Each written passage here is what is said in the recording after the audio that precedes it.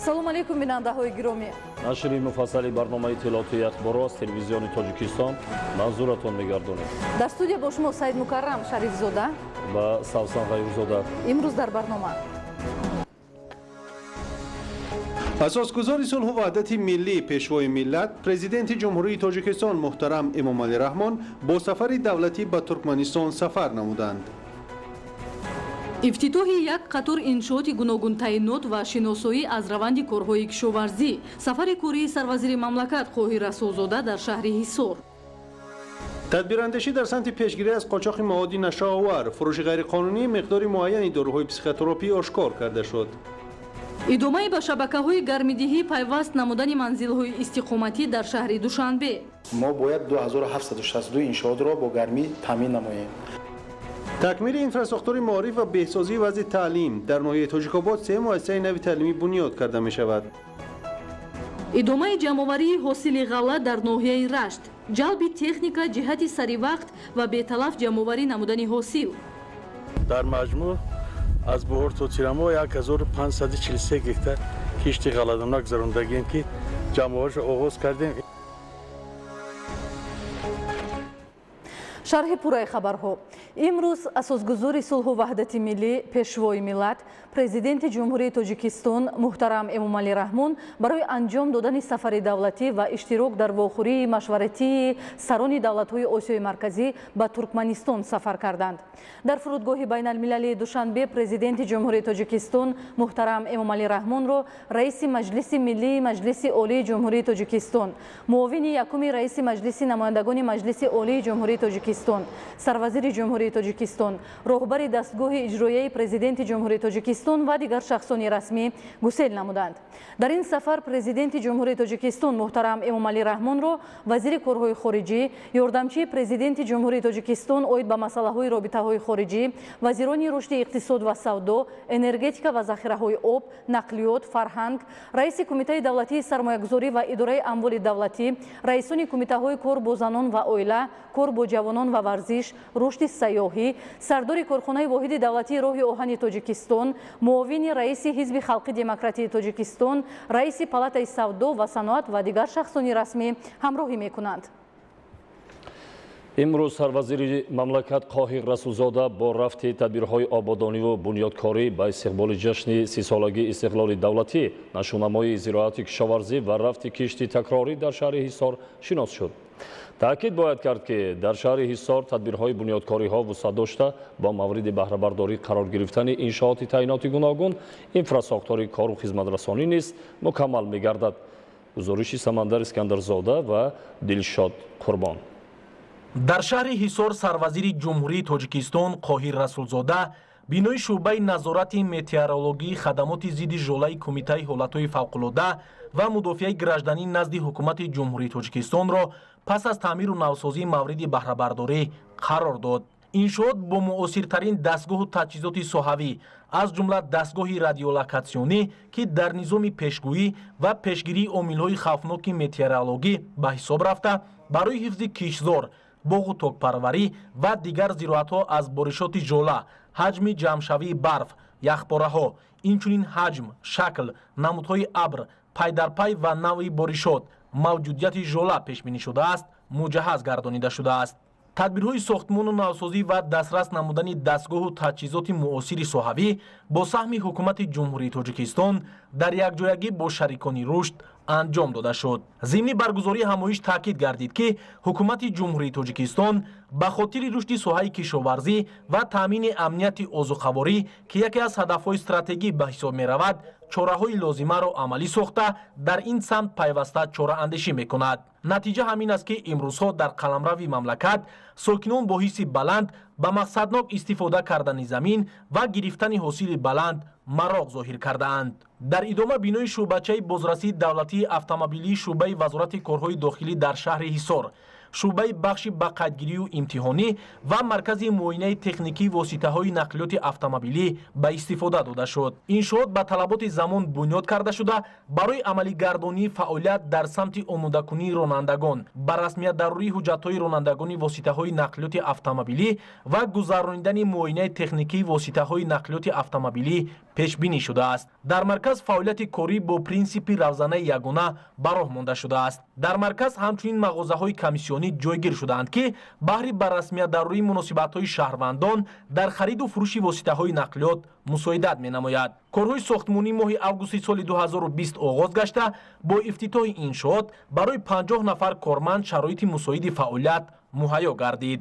Ҳамчунин дар ин рӯз сарвазири дар шаҳри Ҳисор корхонаи истеҳсоли ордро ба истифода супорида, бо рафти тадбирҳои ободониву бунёдкорӣ шинос шуд. Иншоот бо саҳми соҳибкори маҳаллӣ дар доираи яке аз ҳадафҳои стратегии ҳукумати ҷумҳурии Тоҷикистон, саноати кунонӣ бо суръати мамлакат бунёд карда шуд. Дар иншоот дастгоҳу таҷҳизоти муосир дастрас карда шуда, ҳамзамон сокинони маҳаллӣ низ бо ҷойи кор таъмин карда шуданд. Мавриди зикр аст, ки дар доираи ҷашни 30-солагии истиқлоли давлатии ҷумҳурии Тоҷикистон ва солҳои рушди деҳот, сайёҳӣ ва ҳунарҳои мардумӣ дар шаҳри Ҳисор тадбирҳои ободониву бунёдкорӣ бо маром идома дорад. Корҳои ободонӣ аслан бо саҳми соҳибкорону шахсони ватандӯст анҷом дода мешавад. Натиҷа ҳамин аст, ки рӯз то рӯз симои шаҳр ба куллӣ дигаргун гашта, барои сокинон имкони хуби зиндагӣ ва кору фаъолият фароҳам оварда мешавад. Дар идома сарвазири мамлакат аз ҷараёни мақсаднок истифода гардидани замин ва фаъолияти аҳли заҳмати ҷамъияти дорои масъулияти маҳдуди Ситаб Агро ва хоҷагии деҳқонии Иқболсе боздид ба амал овард. ҷамъияти дорои масъулияти маҳдуди Ситаб Агро соли 2011 фаъолиятро оғоз намуда, дар тобеияти худ 21,9 гектар замин дорад, ки дар 10 гектари он боғи интенсивӣ бунёд карда шудааст. Дар хоҷагӣ ҳамчунин сардхона бо ғунҷоиши 3000 тонна ва сехи коркарди ҷувори Макка бунёд карда шудааст. Дар ҷамъияти дорои масъулияти маҳдуди Ситаб Агро 21 нафар ба таври доимӣ фаъолият намуда, дар корҳои мавсимӣ беш аз 100 нафари дигар ҷалб карда мешавад. дар тобеияти хоҷагии деҳқонии Иқболсе бошад 10 гектар замин мавҷуд аст, ки хоҷагидорон дар 1,5 гектар боғ бунёд намуда, дар 5 гектар пахта, 1,5 гектар ҷувори Макка, 0,5 гектар полезӣ ва дар 1,5 гектари дигар хӯроки чорво кишт намудаанд. зимни мулоқот бо хоҷагидорон сарвазири мамлакат Қоҳир Расулзода таъкид дошт, ки ҳукумати ҷумҳурии Тоҷикистон барои сокинон заминро дода, як қатор имтиёзҳо дар ин самт амалӣ сохтааст. дар ин росто танҳо бо дарки масъулияти баланд ва ҳисси ватандӯстӣ метавон соҳаро рушд ва фаровонии бозори истеъмолиро таъмин кард. идомаи ахбор. барои муҳофизат намудани аҳолӣ аз сирояти COVID-19 ва пешгирии паҳншавии ин беморӣ, ҳукумати ҷумҳурии Тоҷикистон бо дастгирии шарикони рушд воридоти ваксинаро ба Тоҷикистон дар марҳилаҳои гуногун амалӣ менамояд. Ваксинаҳое ки айни замон дар муассисаҳои кӯмаки аввалияи тиббӣ ва марказҳои саломатию шаҳри ноҳияҳо ба аҳолӣ гузаронида мешавад, бехатар ва самараноканд. Зульфия Раҳимзода аз раванди ваксинагузаронӣ гузориш медиҳад. ташкилоти умумии ҷаҳонии тандурустӣ иттилоъ медиҳад, ки паҳншавӣ бо суръати COVID-19 ки шаклашро тағйир дода, аз нигоҳи сироятёбӣ ва марговарӣ ниҳоят хатарнок гардидааст, танҳо дар он сурат бартараф карда мешавад, ки ҳадиақал 70% аҳолии кураи замин ваксина гузаронда шавад. воридоти ваксина ба Тоҷикистон аз 8 март ва маъракаи ваксинагузаронӣ аз 23 марти соли равон оғоз гардида буд. имшабу рӯзҳо дар ҳама марказҳои саломатии шаҳру ноҳияҳо нуқтаҳои ваксинагузаронӣ фаъолият менамоянд ва бар замми он гурӯҳҳои сайёр бо усули хона ба хона аҳолиро аз ваксина мегузаронанд. вале ҳастанд ҳолатҳое ки аҳолӣ ба овозаҳои беасос ва бар дурӯғ бовар карда аз гирифтани ваксина даст мекашанд.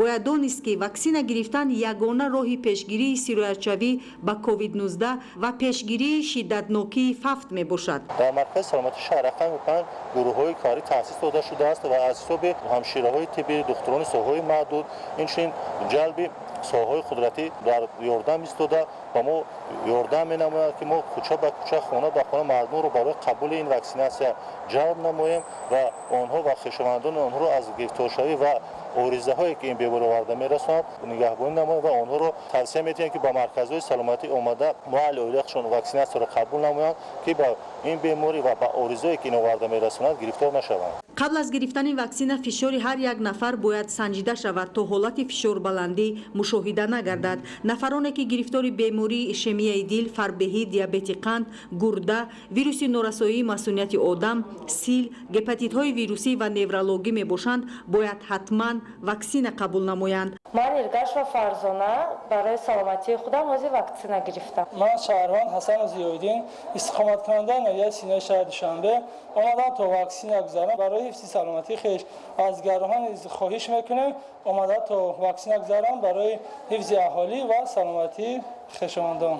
از بس که وضع اپیدمیولوژی جهان در حالت نااستوار قرار داشته، پنجشنبه شکل نوی ویروس کووید 19 با شدیدیت بلند تهدید رقم 1 به حیات انسانیت گردیده است. گرفتن واکسن، پوشیدن نقاب، نگاه داشتن مسافه اجتماعی و دیگر چاره‌های احتیاطی در جایهای جمعیتی حتمی می باشد. زلفیه رحیم‌زاده، رستم کریم، فیروز موسی، اخبار.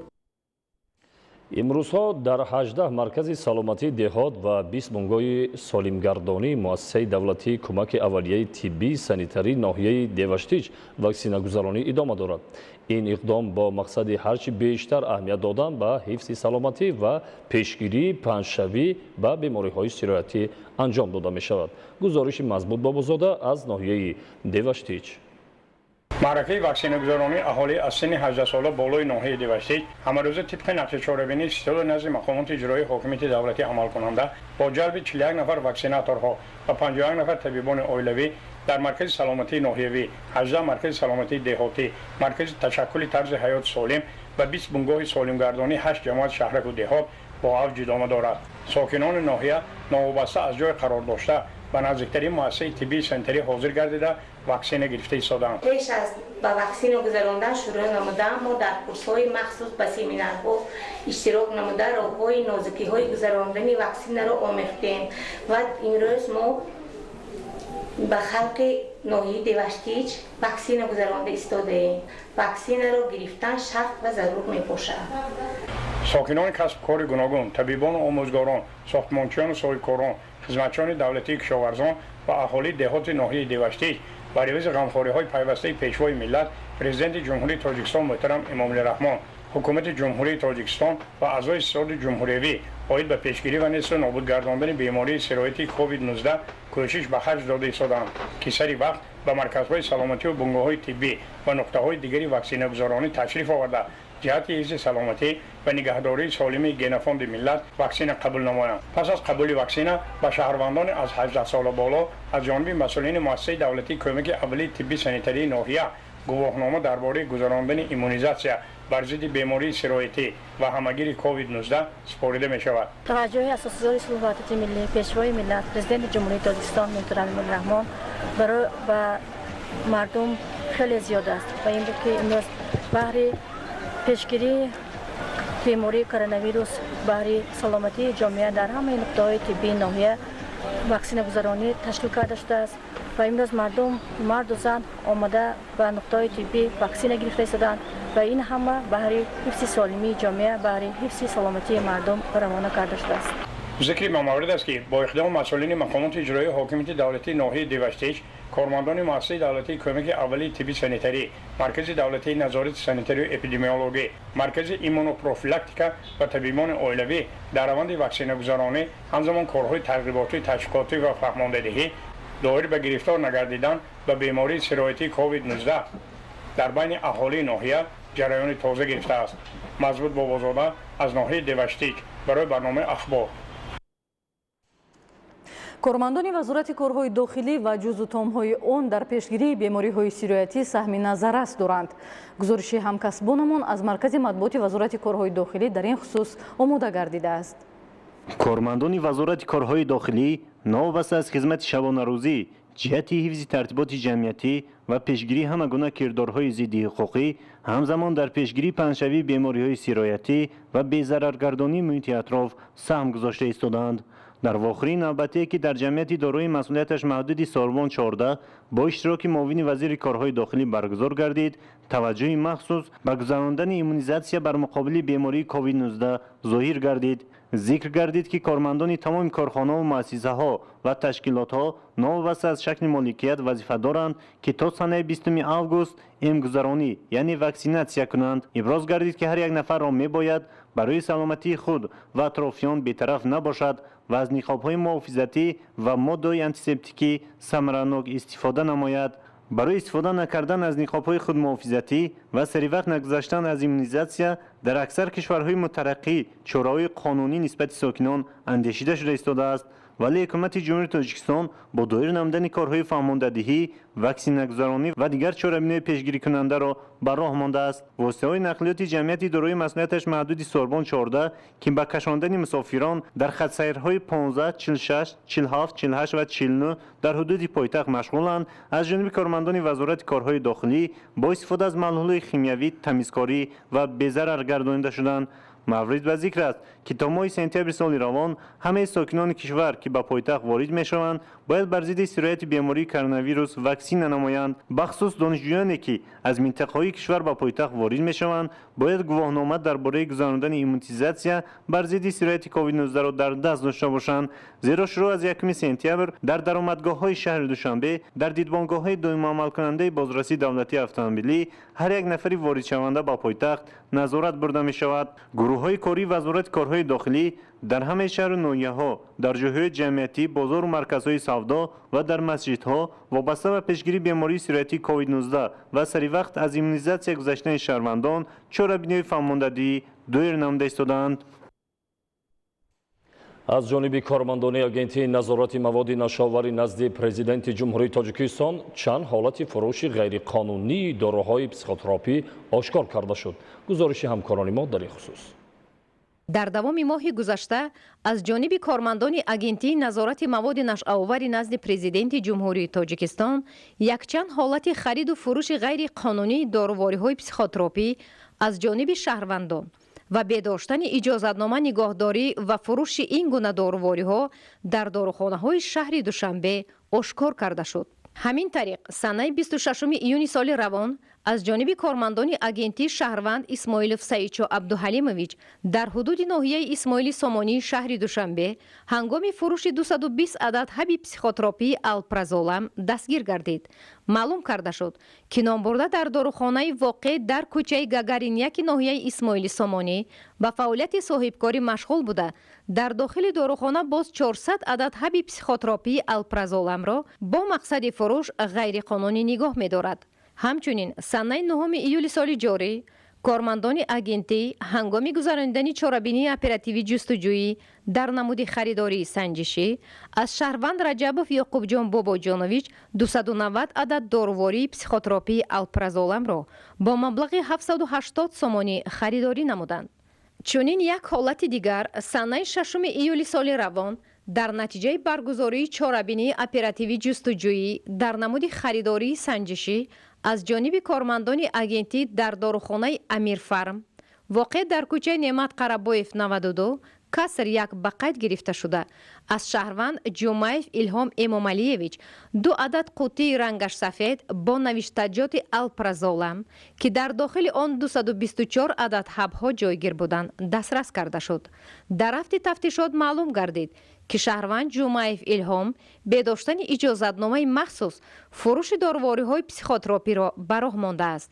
ҳамин тариқ ба нисбати номбурдагон Исмоилов Саидчо Абдуҳалимович, Раҷабов Ёқубҷон Бобоҷонович, Ҳайдаров Аркомидин Самандарович, Ҷумаев Илҳом Эмомалиевич ва ҳамчунин нисбати Ҷалолова Саодат Сатторовна, Ғафорзода Саймуҳаммади Сафаралӣ, Зиёев Диловар Дилшодович бо аломатҳои моддаи 206 иловаи 1 қисми 1 кодекси ҷиноятии ҷумҳурии Тоҷикистон парвандаи ҷиноятӣ оғоз карда шуда тафтишоти пешакӣ идома дорад. моддаи 206 иловаи 1 қисми 1 кодекси ҷиноятии ҷумҳурии Тоҷикистон барои вайрон намудани қоидаҳои муомилоти воситаҳои нашъадор, моддаҳои психотропӣ ё прекурсорҳо, моддаҳои сахттаъсир ё заҳролуд ба муҳлати то 2 сол маҳрум сохтан аз озодиро пешбинӣ намудааст. барномаи ахборро идома медиҳем. Дар замони таҳаввулоти технологӣ давлатҳои пешрафтаи ҷаҳон дар доираи гузариш ба иқтисодиёти рақамӣ муносибатҳои иқтисодиро бештар фосилавӣ намуданд. Гузариш ба иқтисодиёти рақамӣ чӣ аҳамият дорад ва татбиқи он айни замон дар Тоҷикистон чӣ гуна ҷараён дорад? Наврӯзшоҳи Азизулло гузориш медиҳад. баъди таҷриба афзалият нишон дод ки дар самти иқтисодиёти рақамӣ бояд амалигардонии нақшаҳо тезонида шавад, зеро таҳаввулоти технологӣ тақозо дорад ки барои ҳамкадами замон будан ва истифода кардан аз афзалиятҳои муносибатҳои фосилавии молиявӣ бояд аз иқтисодиёти рақамӣ ҳарчи бештар истифода карда шавад. аз ҷониби дигар дар замони муосир дар сурате метавон равобити молиявиро дар арсаи байналмилалӣ тақвият дод ки муносибатҳои иқтисодӣ ҳарчи бештар ба таври фосилавӣ сурат гирад. аксарияти давлатҳо ба ҳисоббарваркунии ғайринақдӣ бисёр қадамҳои устувор мондаанд. бояд қайд намуд ки дар ҷумҳурии Тоҷикистон низ ин низом рушд ёфта истодааст зина ба зина ва аксарияти хизматрасониҳои бонкӣ низ ба таври фосилавӣ ба роҳ монда шуда истодааст. амонатбонк низ дар ин замина қадамҳои устувори худро пеша намуда истодааст. рушди муносибатҳои фосилавии молиявӣ дар Тоҷикистон бо насби банкомат ва терминалҳои электронӣ таъмин карда мешавад. фароҳам овардани имконият барои бештар шудани пардохтҳои ғайринақдӣ дар мағозаҳо, дорухонаҳо ва нуқтаҳои фурӯши сӯзучворӣ афзоиши муносибатҳои фосилавии молиявиро таъмин намуд. масалан дар моҳҳои январ-июни соли 2021 дар марказҳои савдою хизматрасонӣ амалиётҳои ғайринақдӣ ду маротиба афзоиш ёфтааст. айни замон бонки давлатии амонатдории ҷумҳурии Тоҷикистон амонатбанк самти ҳисоббаркунии ғайринақдии худро васеъ намуда 582 адад депозит терминал дар тамоми нуқтаҳои савдо ва хизматрасонӣ насб намудааст ва 200 адад QR-кодҳо насб шудааст. дар доираи ҳукумати электронӣ тадриҷан фарогир шудани хизматрасониҳои ғайринақдӣ баландшавии нишондодҳоро дар ин самт таъмин намуд. аллакай дар марказҳои вилоятҳо ва шаҳрҳои калон низ аҳолӣ дар мағоза, дорухона ва нуқтаҳои фурӯши сӯзишворӣ ҳарчи бештар аз хизматрасониҳои ғайринақдӣ истифода мекунанд. дар мағозаҳо, дар дорухонаҳо, нуқтаҳои сӯзишворӣ, марказҳои хизматрасонӣ ва меҳмонхонаҳо ва дигар нуқтаҳое ки ба аҳолӣ хизматрасонӣ менамояд посттерминал насб кардаем ва боз як барномаи муосиртаре ки имрӯз амонатбонк дар ҳамаи нуқтаҳо насб карда ин пардохти ғайринақдӣ бо воситаи QR-код мебошад ки беҳад осон ва соддатар аст. барномаи амонат мобайл ва дар ҳамин доира QR-коду ҳамёни электронӣ имкониятҳои хизматрасониро барои мизоҷон беҳтар намуд. татбиқи ҳадафҳо ва ба кор андохтани имкониятҳои муосир дар самти гузариш ба иқтисодиёти рақамӣ сарсонии аҳолиро кам намуд. имрӯз бе навбатпоӣ тавассути барномаҳои муосир тамоми намуди хизматрасониҳои коммуналӣ пардохт карда мешавад. замина барномаи амонат мобайл имрӯз пардохти қувваи барқ, пардохти об, хизматрасониҳои коммуналӣ ва дигар хизматрасониҳоро пурра барои муштариён фароҳам оварда шудааст ва онҳо метавонанд ки бе ташриф овардан ба филиалҳои бонк ва ё ки марказҳои хизматрасонӣ тавассути ин барнома пардохтҳои худро амалӣ намоянд. татбиқи барномаҳо дар самти гузариш ба иқтисодиёти рақамӣ имкон фароҳам овард ки сокинони мамлакат ҳангоми истифода аз нақлиёти ҷамъиятӣ дар шаҳри Душанбе пардохт дар мағоза, дорухона, нуқтаҳои фурӯши сӯзишворӣ ҳарчи бештар аз ҳисоббаробаркуниҳои ғайринақдӣ истифода кунанд. ин дар замони таҳаввулоти технологӣ тақозои давр буда татбиқи ҳадафҳо дар ин самт барои гузариш ба иқтисодиёти рақамӣ мусоидат мекунад. طبق نقشه مرکزی شبکه‌های گرم‌دهی شهر دوشنبه طی سال‌های 2021 2022 2762 انشاءات در حدود پایتخت به گرمی پیوست کرده می‌شود. پیوستن به شبکه گرم‌دهی امکان می‌دهد که قوه برق صرفه‌کارانه استفاده برده شود. گزارش خبرنگاران ما. مقامات اجرایی حاکمیت دولتی شهر دوشنبه برای بلند برداشتن سطح نیکواحوالی شهروندان برنامه‌های مخصوص را تطبیق و راه‌اندازی می‌نماید. یکی از این هدف‌ها در فصل زمستان به گرمی تامین نمودن ساکنان پایتخت می‌باشد. مرکز شبکه‌های گرم‌دهی شهر دوشنبه از زمره مؤسسه‌هایی است که برنامه‌های حکومت شهر دوشنبه را در این مسئله تطبیق می‌نماید. از جمله تطبیق نقشه سال‌های 2021 2022 باید 2762 انشاءات در حدود پایتخت به گرمی پیوست کرده شود. طبق قرار رئیس شهر دوشنبه از 11 می سال 2021 تحت رقم 265 درباره سر وقت آماده نمودن ساحه‌های اقتصادیات و اجتماعیات شهر دوشنبه برای فعالیت منتظم و ثمره‌بخش در دوره تیر ماه زمستان سال‌های 2021-22 нақшаи чорабиниҳо тартиб намуда дар ин самт корҳоро идома дода истодааст. бояд қайд намоям ки имсол тибқи супориши ҳукумати ҷумҳурии тоҷикистон қарори раиси шаҳри душанбе мо бояд 2762 иншоотро бо гармӣ таъмин намоем. ин ҳам бошад нисбати соли гузашта 200 иншоот зиёд мебошад. асосан имсол 200 иншооте ки мо бо гармӣ таъмин менамоем ин дар ноҳияи фирдавсӣ рост меояд ки ин бевосита бо супориши раиси шаҳри душанбе аз бюҷети шаҳри душанбе маблағгузорӣ карда мешавад. пайваст шудан ба гармӣ аз чанд ҷиҳат манфиатовар аст, зеро барои амалӣ кардани ин тадбир бо ҷои хонавода ғанӣ гардида қувваи барқ сарфакорона истифода бурда мешавад. тибқи таҳлили мутахассисон агар барои гарм кардани 70 метри мураббаъ бо қувваи барқ 470 сомонӣ хараҷот шавад, ҳамин масоҳат бо усули гармидиҳӣ бо об 75 сомониро ташкил медиҳад. аз ин бармеояд ки пайваст шудан ба гармӣ фоидаи калон дорад. бояд худи шаҳрвандон ба ин масъала таваҷҷӯҳ дошта бошанд. тибқи нақшаи чорабиниҳо барои омадасозии иншоотҳои гармидиҳӣ як қатор корҳоро ба анҷом расонидааст ва корҳо айни ҳол давом дорад. ин ҳам бошад иваз намудани қубурҳои гармигузар, таъмири ҷории қубурҳои гармигузар, таъмири ҷории луқидонҳо, таъмири ҷории истгоҳҳои насосӣ, таъмири ҷории бунгоҳҳои гармидиҳӣ, яъне ки таҷҳизотҳои технологии бунгоҳҳои гармидиҳӣ, таъмири асосии гиреҳҳои гармитақсимкунӣ, таъмири асосии гиреҳҳои гармитақсимкунӣ, элеваторҳо, инчунин захира намудани ангишт санг ки мувофиқи нақша бояд мо 2500 тонн ангишт захира намоем. умед аст ки бо хидмати содиқонаву аҳлонаи ҳар сокини пойтахт нерӯи барқ сарфакорона истифода мегардад ва мардум ба хотири зиндагии осоишта аз шабакаи гармидиҳӣ истифода бурда фасли зимистонро бемушкилӣ паси сар мекунанд. дар шаҳри душанбе бахшида ба 30-солагии истиқлоли давлатии ҷумҳурии тоҷикистон аз ҷониби кормандони ташкилоту муассисаҳои мақомоти иҷроияи ҳокимияти давлатии пойтахт омодагиҳо дар сатҳи зарурӣ идома дорад. аз ҷумла корҳои ободонӣ, сабзгардонӣ, шинонидани гулҳои мавсимӣ ва бо тарҳу услуби замонавӣ оро додани маконҳои истироҳатӣ вусъат дорад. гузориши Бобокалон Аминзода.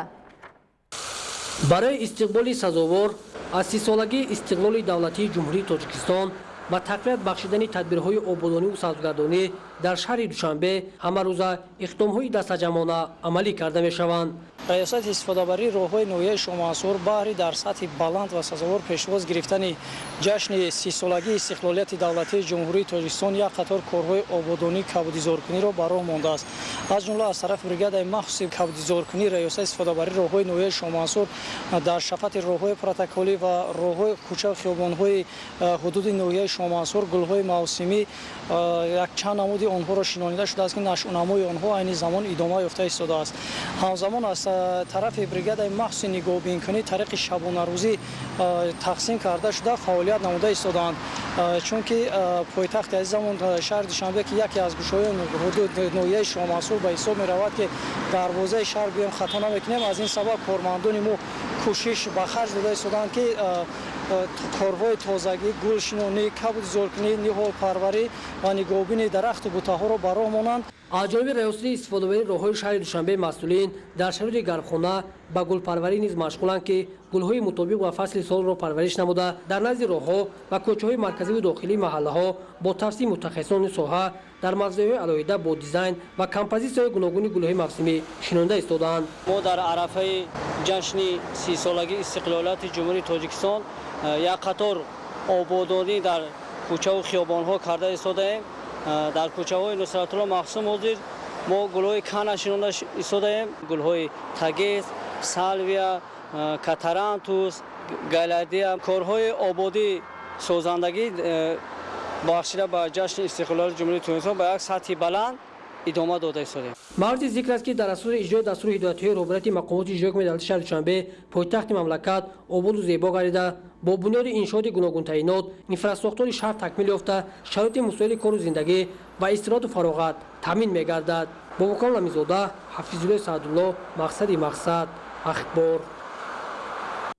бахшида ба сазовор истиқбол гирифтани ҷашни 30-солагии истиқлоли давлатии ҷумҳурии тоҷикистон дар шаҳру ноҳияҳои вилояти мухтори Кӯҳистони Бадахшон корҳои ободонӣ идома дорад. тафсилоти бештар дар гузориши навбатӣ. ҷиҳати сазовор истиқбол намудани 30-солагии истиқлоли давлатии ҷумҳурии тоҷикистон дар шаҳру ноҳияҳои мамлакат аз ҷониби мақомоти иҷроияи ҳокимияти давлатӣ ва соҳибкорони ватандӯст корҳои ободониву бунёдкорӣ амалӣ мегардад. корҳои ободониву сабзкорӣ дар вилояти мухтори кӯҳистони Бадахшон бо ҷалби соҳибкорони ватанӣ идома дорад. ҷамъияти дорои масъулияташ маҳдуди Шимшо яке аз ҷамъиятҳои соҳибкории вилояти мухтори кӯҳистони Бадахшон мебошад, ки дар самти кори худ муваффақшуда маҳсуб меёбад. ҷамъияти мазкур дар ғанӣ гардонидани буҷаи вилоят инчунин ба корҳои ободониву сабзкорӣ пайваста саҳми назаррас мегузорад. маротибаи дуюм аст ки масъулини ҷамъият ҷиҳати дастгирии маъюбон ва саҳмгузорӣ дар корҳои ободониву сабзу хӯрамгардонии шаҳри Хорӯх саҳми назаррас мегузоранд. ин навбат аз ҷониби ҷамъияти дорои масъулияташ маҳдуди Шимшо барои зебову назаррабо намудани ҳудуди шаҳри Хорӯх 450 бех дарахтони сояафкану ҳамеша сабз ва 10 000 гулҳои мавсимии ороишӣ шиноида шуд. ба иттилои масъулин иқдоми мазкур ҷиҳати сазовор истиқбол намудани ҷашни 30-солагии истиқлоли давлатии ҷумҳурии тоҷикистон амалӣ мегардад. 450 бех дарахти ҳамеша сабз дар шафати роҳи автомобилгарди роҳи байналмилалии Душанбе Кулоб, Дарвоз, Мурғоб, Қулма шиноида мешавад. ҳамзамон гулҳои ороишии мавсимӣ дар гулгашту хиёбонҳои майдони Исмоили Сомонӣ ва дигар маҳаллаҳои шаҳри Хорӯх шиноида шудааст, ки бо рангорангии худ диққати бинандаро ба худ ҷалб менамояд. роҳбарияти ҷамъияти дорои масъулияташ маҳдуди Шимшод Самандар Сунатзода тасмим гирифтааст, ки дар доираи иқдомҳои созандагиву бунёдкорӣ барои боз ҳам убоду зебо гардидани шаҳру ноҳияҳои вилоят тадбирҳои заруриро роҳандозӣ намояд. дар вилоят ба истиқболи ҷашни 30-солагии истиқлоли давлатии ҷумҳурии тоҷикистон бунёду навсозии даҳҳо иншоот ба нақша гирифта шуда, бо мавриди баҳрабардорӣ қарор гирифтани иншооти мазкур сатҳи кору хизматрасонӣ ба маротиб беҳтар мегардад. айни замон дар ноҳияи Тоҷикобод бунёди иншооти таъиноти гуногун ба истиқболи ҷашни 30-солагии истиқлоли давлатии ҷумҳурии Тоҷикистон идома дорад. бунёди бинои нави муассисаи таҳсилоти миёнаи умумии рақами 18 бояд то ҷашни истиқлол ба истифода дода шавад. гузориши ҳамкоронамон аз ноҳияи Тоҷикобод. техникаи замонавӣ, корбарону мутахассисон ва таъмини саривақтии масолиҳи сохтмон. ҳадаф ба он равона карда шудааст, ки иншооти соҳаи маориф то ҷашни 30-солагии истиқлоли давлатии ҷумҳурии Тоҷикистон мавриди истифода қарор дода шавад. бинои нави муассисаи таҳсилоти миёнаи умумии рақами 18 дар ҷамоати деҳоти Лангари Шоҳи ноҳияи Тоҷикобод дар заминаи таваҷҷӯҳи бевоситаи роҳбарияти давлату ҳукумати мамлакат аз тарафи дирексияи сохтмони иншооти ҳукуматӣ дастгоҳи иҷроияи президенти ҷумҳурии Тоҷикистон сохта мешавад. иншоот бояд то ҷашни 30-солагии истиқлоли давлатии ҷумҳурии Тоҷикистон мавриди истифода қарор дода шавад. бо назардошти ҳамин ҷиҳати дар муҳлати муайяншуда ба анҷом расонидани сохтмон корҳо дар се баст ба роҳ монда шудааст.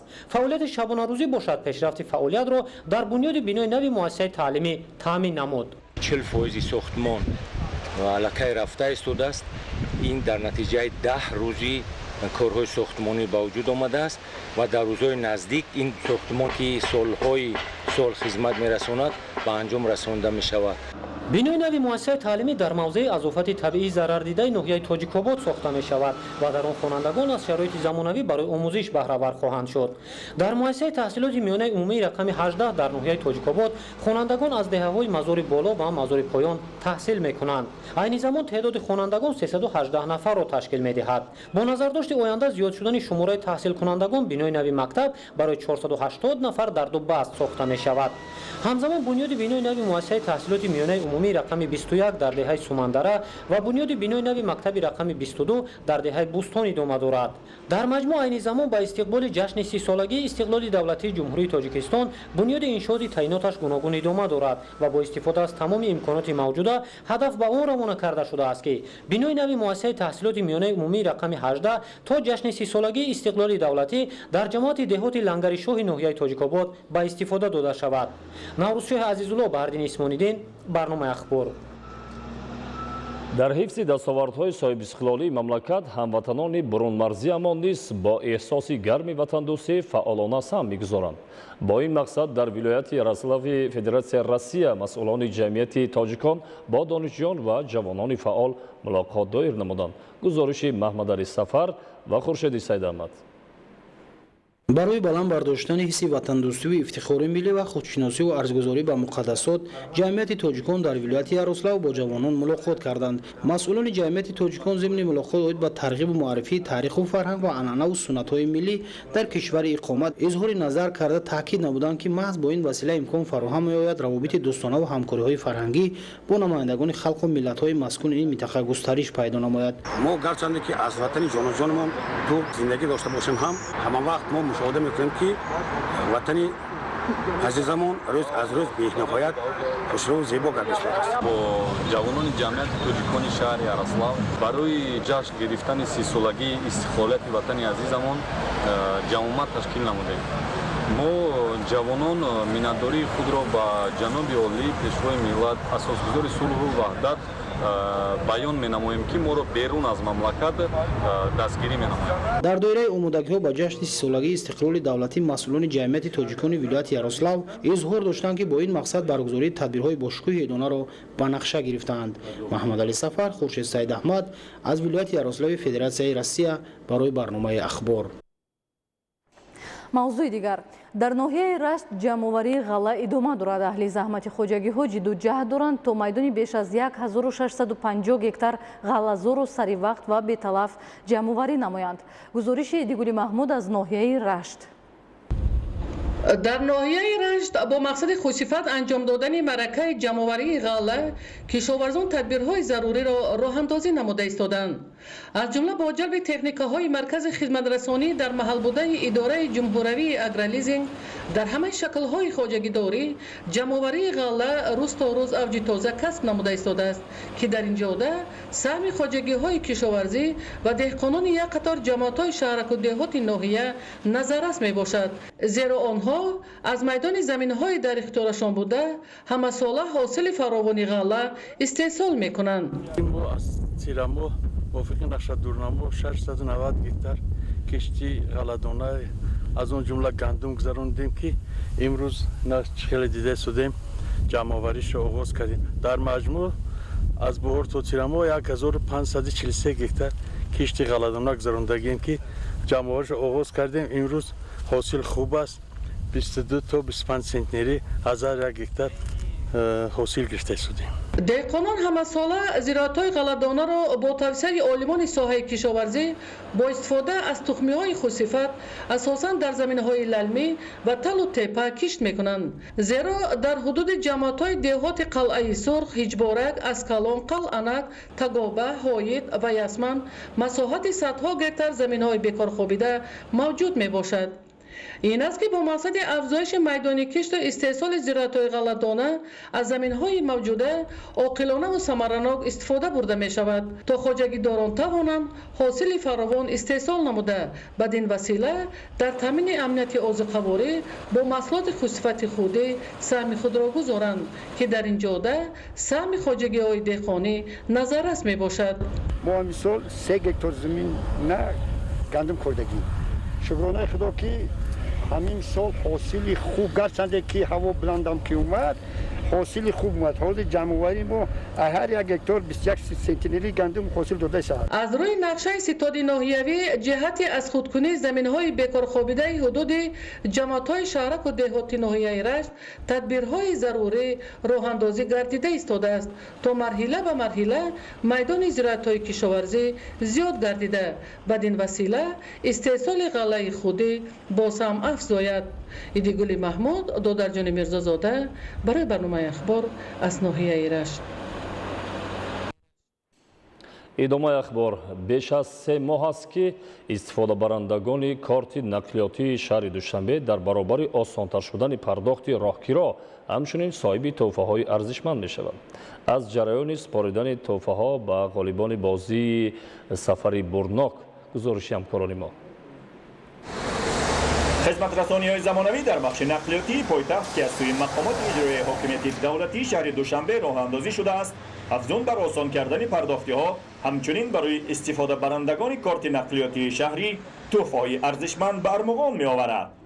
дар лоиҳаи мазкур ҷонибҳо барои шаҳрвандоне ки аз ин хизматрасониҳои электронии муосир истифодаи оқилона ва муассир мебаранд беш аз 3 моҳ аст бо ҷоизаҳои гуногун сарфароз мегардонанд. душанбе сити барои гузоштани як саҳми худ барои пардохти ғайринақдӣ ҳамчун шарики ин бозӣ кортҳои бонкӣ нақлиётӣ ки дар суратҳисоби бонкиаш 50 сомонӣ дорад дар бозиҳои ҳафтаина ба бозингарон ба мардумон ва меҳмонони шаҳри душанбе тақдим мекунад. Илова бар ин дар бозии асосӣ аз тарафи душанбе сити боз 5 корти тиллоӣ ки дар суратҳисоби бонкии он 1000 сомонӣ дорад боз тақдим карда мешавад. дар чорчӯби бозии сафари бурдноки ин ҳафта низ 15 нафар соҳиби ҷоизаҳои мухталиф шуданд. Аз ҷумла дучархаи замонавӣ насиби донишомӯзи муассисаи таҳсилоти миёнаи умумӣ гардид. Ман ғолиби бозии бурднок шуда хеле хурсанд ҳастам. Ман аз одамо хоҳиш мекунам ки дар ин бозии сафари бурднок иштирок карда туҳфаҳои арзишманд гарданд. дар ин ҳафта ҳамчунин 1 нафар соҳиби обсардкун ва 2 нафар соҳиби сабади нӯшокиҳои сиём мегардиданд ки шомили тамоми анвои нӯшокиҳои истеҳсолкунандаи ин ширкати ватанӣ мебошад. ҷолиб инҷост ки аксари соҳибони ҷоизаҳо аввалин бор аст ки дар бозиҳои бурднок баранда мешаванд. ташаккури зиёд ба ширкати сити карта барои бозии сафари бурднок. ман соҳиби сабати нӯшокиҳои сиёма гаштам ва ба сокинон тавсия медиҳам ки аз кортҳои нақлиётӣ истифода баранд ва соҳиби туҳфаҳо гарданд. дар озмуни ин ҳафта ҳамчунин 10 нафар аз истифодабарандагони корти нақлиётӣ дар чорчӯби бозиҳои сафари бурднок соҳиби кортҳои душанбе сити гардиданд.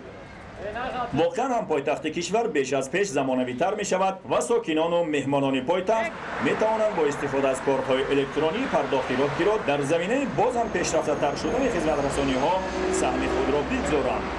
ин саҳмгузориҳо ҳар ҳафта бо туҳфаҳои гуногун қадрдонӣ мешаванд ва дар охирин бозӣ ки дар 7 сентябр доир мегардад истифодабарандагони кортҳои электронии корти шаҳрӣ дар бурдҳои асосӣ яъне кортҳои тиллои душанбе сити ва шоҳҷоиза автомобили сабукрав иштирок хоҳанд кард. дар ҳамоиши ҷавонони кумитаи бехатарии озуқаворӣ назди ҳукумати ҷумҳурии тоҷикистон дастовард ва нақши ҷавонон дар пешбурди кори соҳа натиҷагирӣ карда шуд. гузориши ҳамкорони мо дар ин хусус омода гардидааст. назорати бозори истеъмолӣ, байторӣ, фитосанитарӣ ва карантини растанӣ, зотпарварӣ ва тухмипарварӣ дар мамлакатро кумитаи бехатарии озуқавории назди ҳукумати ҷумҳурии тоҷикистон ба уҳда дорад. тибқи иттилои масъулон бештари кормандони ин ниҳоди давлатиро дар кишвар ҷавонон ташкил медиҳанд ки онҳо бо истифода аз шароиту имкониятҳои фароҳам гардида фаъолияти назаррас дошта барои таъмини бехатарии озуқаворӣ ва ҳифзи солимии шаҳрвандон талош менамоянд. бо ин мақсад ҳамоиши ҷавонони кумита таҳти унвони дастовардҳо ва дурнамо бахшида ба 30 соли истиқлоли давлатии ҷумҳурии тоҷикистон баргузор гардид.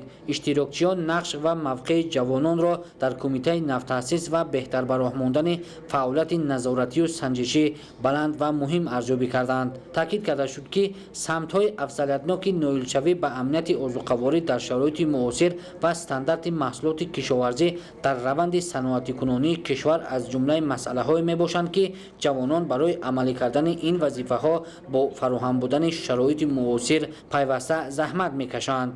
با تشبث کمیته بخطری ازوقاوری نزد حکومت جمهوری تاجیکستان در یک جایگی با کمیته کار با جوانان و ورزش نزد حکومت جمهوری تاجیکستان همایش جوانان کمیته بخطری ازوقاوری تحت عنوان نقش جوانان در 30 سال صاحب استقلالی دستاورد و دورنما دایر گردید.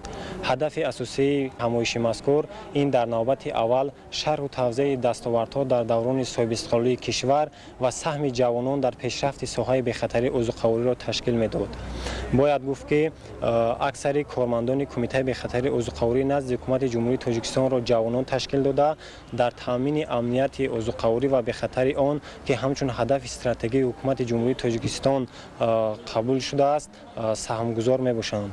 جمهوری تاجیکستان با به دست آوردن استقلال دولتی جهت رشد همه‌جانبه کشور هدف‌های استراتژیک خود را انتخاب نمود که یکی از آنها رسیدن به امنیت ازوقاوری و تامین بخطری آن در مملکت میباشد. نوریدین قربان، خورشیدی حسین، عبیدالله سیولی برای برنامه اخبار. айни замон дар вилояти Хатлон беш аз 1 миллион 28 ҳазор ҷавон зиндагӣ, таҳсил ва кору фаъолият дошта бо ҳисси баланди масъулияти шаҳрвандӣ саҳми худро дар пешравии ҳама соҳаҳои хоҷагии халқ мегузоранд. дар ин хусус гузориши ҳамкорони мо. ҷавонони вилояти Хатлон қишри фаъоли ҷомеаи мамлакат бо дастовардҳои илмиву истеҳсолӣ ва варзишӣ дар фазои сулҳу суботи сартосарӣ ҳамчун зодагони даврони истиқлол бо маърифату ҷаҳонбинӣ, сатҳи тафаккур, одобу ахлоқ ва кору пайкори худ дар пешрафти Тоҷикистони азиз саҳми арзандаи худро мегузоранд. воқеан барои сохтани як давлати мутамаддин, пешрафта ва пуриқтидор ҷавонони ҷисману рӯҳан лозим ҳастанд. мо омода ҳастем ки манфиатҳои миллӣ, тамомияти арзии ҷумҳурии Тоҷикистон ва сулҳу суботро ҳимоя намоем. чорабиниҳои муҳиме ки сипарӣ гардиданд, аз ҷумла чорабинии ҳарби ватандӯстии марз 2021 низ нишон дод ки имрӯз ҷавонони Тоҷикистон аз ҷумла ҷавонони вилояти Хатлон пурра омода ҳастанд ба хотири ҳифзи манфиатҳои миллӣ, таҳкими истиқлолият, дахлнопазирии сарҳад ва ҳаёти осоиштаи сокинон.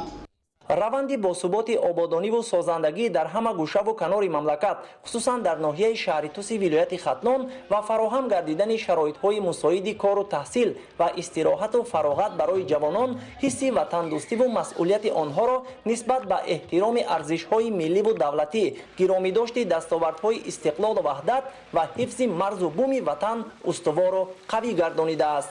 ҷавонони ноҳияи шаҳритус ки қисми ҷудонашавандаи дигар ҷавонони фаъоли ҷумҳурии Тоҷикистон аз гуфтаҳои роҳбари давлат, аз гуфтаҳои пешвои муаззами миллат, асосгузори сулҳу ваҳдати миллӣ муҳтарам ҷаноби Олӣ Эмомалӣ Раҳмон пайравӣ мекунанд, аз давлати худ, аз марзу буми худ ҳамеша дифоъ мекунанд.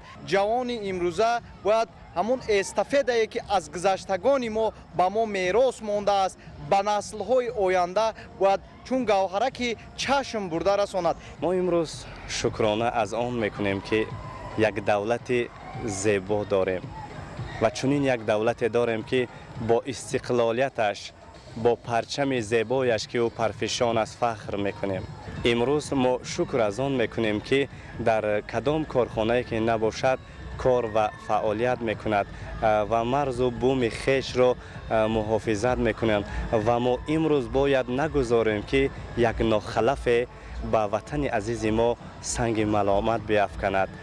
қобили зикр аст ки дар ҳама гӯшаву канори мамлакат маҳз истиқлоли давлатӣ ҳуввияти миллии мардумро ба зинаи комилан нав бардошт ва барои тақвияту густариш пайдо кардани ваҳдати тамоми сокинони Тоҷикистон заминаҳои пойдор фароҳам овард. дар ин давра дар ҳама гӯшаву канори мамлакат тавассути таҳризӣ ва бо сифати баланди касбӣ роҳандозӣ намудани тадбирҳои пайваста ва судманду таъсирбахш нақшу мақоми ҷавонон дар ҷомеаи муосири тоҷикон мустаҳкам ва иштироки фаъолашон дар ҳаёти сиёсӣ, иҷтимоиву иқтисодӣ ва фарҳангӣ муҳим арзёбӣ мешавад. Таварали соҳибназар, Парвизи Сафар барои барномаи ахбор. бахшида ба ҷашни 30-солагии истиқлоли давлатии ҷумҳурии Тоҷикистон мусобиқаи байналмилалӣ оид ба теннис байни наврасон барои дарёфти ҷоми президенти ҷумҳурии Тоҷикистон оғоз ёфт. дар мусобиқа 64 варзишгар аз давлатҳои Тоҷикистон, Ӯзбекистон, Қазоқистон, Россия, Туркия, Англия, Туркманистон, Ҳиндустон, Покистон, Шри-Ланка, Штатҳои Муттаҳидаи Америка, Олмон ва Исроил давоми 5 рӯз бо ҳам рақобат хоҳанд кард. шарҳи бештари мавзӯъ дар гузориши Раҳматшоҳи Обид.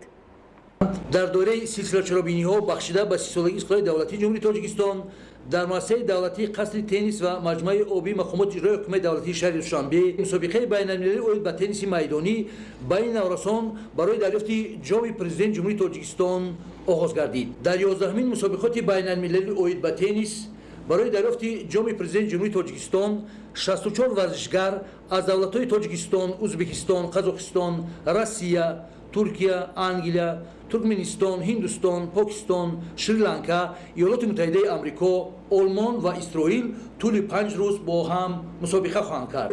дар маросими расмии ифтоҳи мусобиқа масъулини ҳукумати ҷумҳурии Тоҷикистон дар мавриди рушди намудҳои мухталифи варзиш бахусус тенниси майдонӣ дар мамлакат ибрози назар намуда афзуданд ки бо шарофати соҳибисиқлолии тоҷикистони азиз варзишгарони мамлакат дар қатори мусобиқаҳои сатҳи ҷумҳуриявӣ имконият пайдо карданд ки пайваста дар чорабиниҳои сатҳи байналмилалӣ иштирок намуда парчами давлатии тоҷикистонро дар расаи байналмилалӣ парафшон менамоянд. масъулин ҳамаи дастовардҳои варзиши мамлакатро аз таваҷҷӯҳу ғамхориҳои пайвастаи асосгузори сулҳ ваҳдати миллӣ пешвои миллат президенти ҷумҳурии тоҷикистон муҳтарам эмомалираҳмон арзёбӣ намуданд. бо иштироки варзишгарон аз давлатҳои хориҷа нуфузи ин чорабинӣ дар арсаи ҷаҳонӣ баланд шуда истодааст ва варзишгарон худ барои иштирок дар ин чорабинӣ ба тариқи онлайнӣ дархост манзур менамоянд ва дар ин чорабиниҳо иштирок менамоянд. мусобиқаи байналмилалӣ оид ба тенниси майдонӣ байни наврасон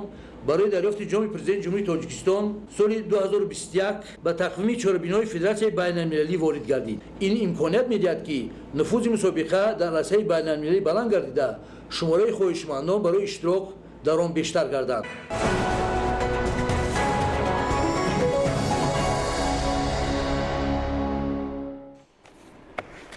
тамошобинони азизу арҷманд, ин буд барномаи иттилоотии ахбор.